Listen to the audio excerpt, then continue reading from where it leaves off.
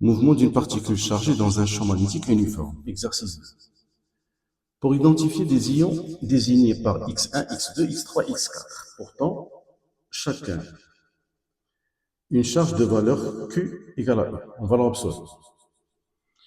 On les introduit successivement dans une région où règne un champ magnétique B uniforme, avec la même vitesse V0. Les trajectoires obtenues sont représentées sur la figure suivante. Donc, on a la trajectoire des particules X1, X2, X3 et X4. Alors, première question, montrer que le mouvement d'une particule de masse M et de charge Q de vitesse V0 perpendiculaire au vecteur champ magnétique B est un mouvement uniforme circulaire. Puis montrer que le rayon R est égal à M fois V sur Q fois V.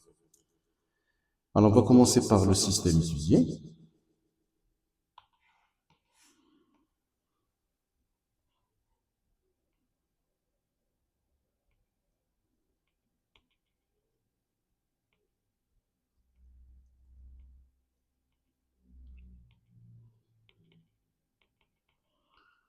Donc, c'est la particule X, c'est l'ion X, avec sa charge soit plus soit moins. Force appliquée.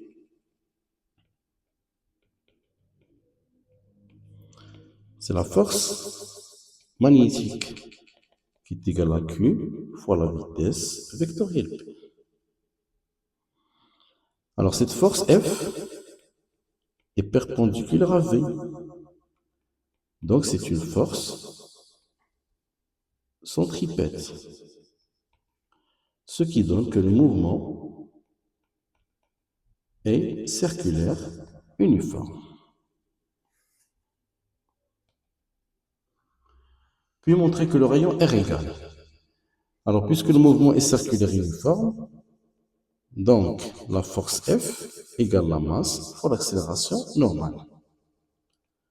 Ce qui donne la valeur absolue de Q fois V fois B, V c'est V0, égale la masse fois AN. C'est V0 au carré sur le rayon. Et ce qui donne un rayon R égal, on va simplifier par V0, c'est M fois V0 sur Q fois B. Et la valeur absolue de Q, c'est E. Donc, c'est M fois V0 sur E fois B. Question 2. En exploitant la figure, identifiez le signe de chacune des charges. Alors, pour les charges positives, pour Q qui est égal à E supérieur à 0, le vecteur Q fois V aura le même sens que V.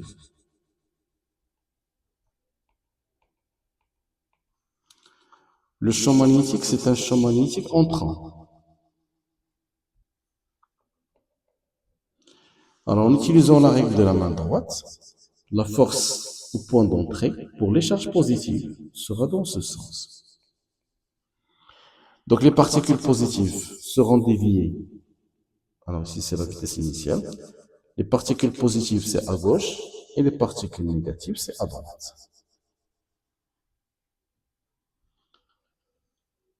Alors, identifier le signe des charges. Alors, à partir de la figure,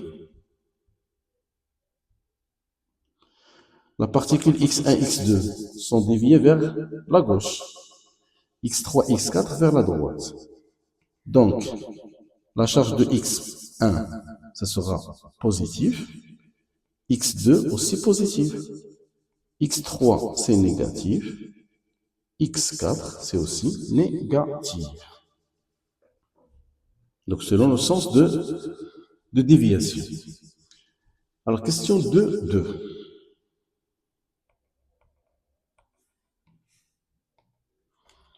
Question 2. Détermine le rayon R1, R2, R3 et R4. C'est toujours à partir de la figure. Alors, R3, c'est le diamètre, c'est le rayon de la trajectoire de X1. Alors, X1, et ça c'est le diamètre. Donc, le rayon R1, c'est 20,36 moins 0 sur 2. Ça donne un rayon R1 qui est égal à 10,18 cm. Le rayon R2,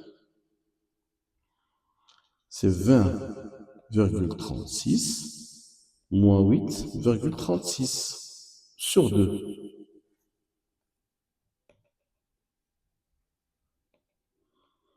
Moins 8,36, le tout sur 2.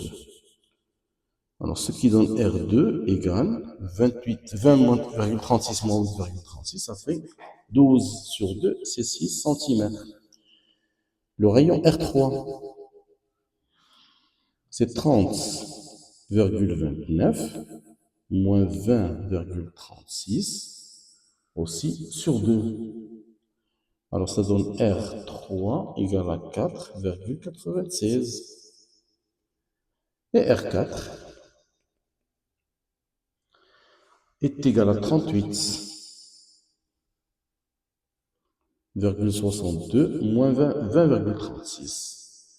38,62 moins 20,36 sur 2. Donc R4 égale 9,13 cm. Alors c'était la question de 1, identifier le signe des charges, déterminer le rayon R1 et R2. Maintenant la question 3.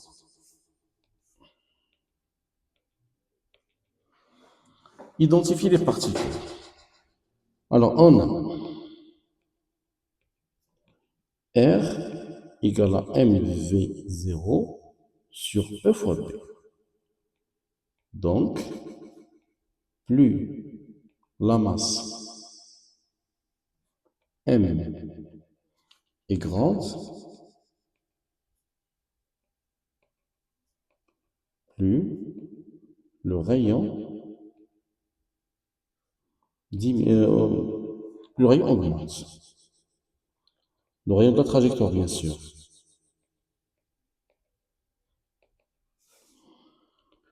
Donc, pour x1 plus et x2 plus, on a R1 supérieur à R2, ce qui donne que la masse M1 est supérieure à la masse M2. Alors, le XA1 plus et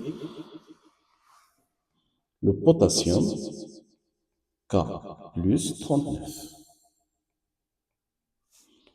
Et le XA2 plus, c'est le sodium, Na23. Et pour les ions négatifs,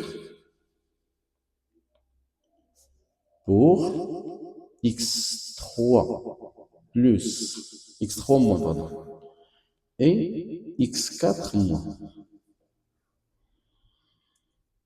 X3 moins, X4 moins. Alors on a le rayon R3 inférieur à R4. On a R3 est inférieur à R4.